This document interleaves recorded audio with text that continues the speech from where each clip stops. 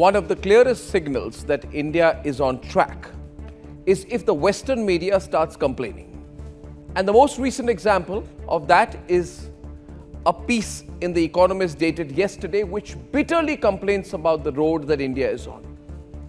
The Economist, which continuously is known to self-correct its own doomsday prophecies on India because it gets them completely wrong, complains this time that Prime Minister Narendra Modi is not compromising enough, that he should be compromising. But instead of compromising, which the Economist wants, Prime Minister Narendra Modi remains doubly committed, in their own words, to his pledge to turn India into a developed nation by 2047.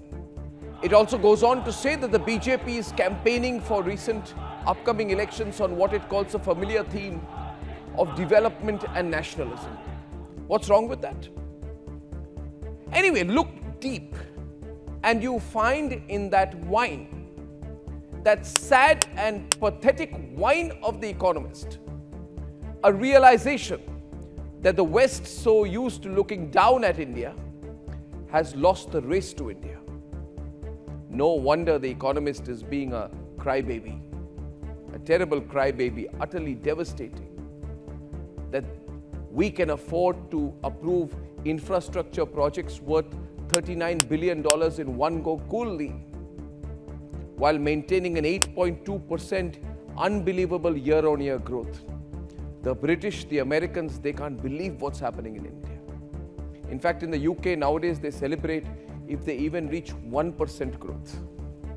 Let me tell you a few things which the West is talking about its own situation. The CEO of JP Morgan warns the US of an economic fate worse than recession. He says the worst outcome is stagflation. And by the way, I wouldn't take it off the table. That's September 14th, 2024. That's what you should be worried about, Economist.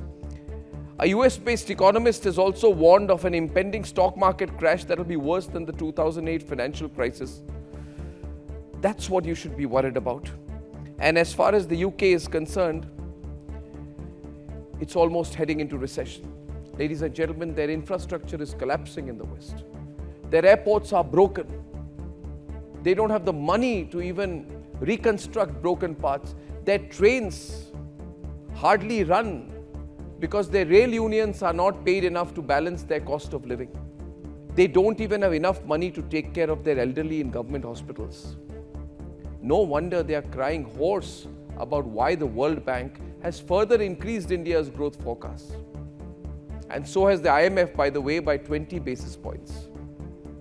Viewers, the simple word we must use is the word jealousy. The jealousy of the West. They cannot afford to fund the Ukraine war. The Saudis are no longer with them. Their social fabric is breaking apart between the wokes and the ultra-libs and the extreme right.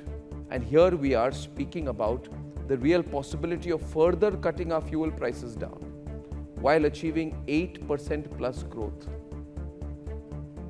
Viewers, economically speaking, we are in an oasis as the rest of the world heads into the turbulence of a near recessionary cycle.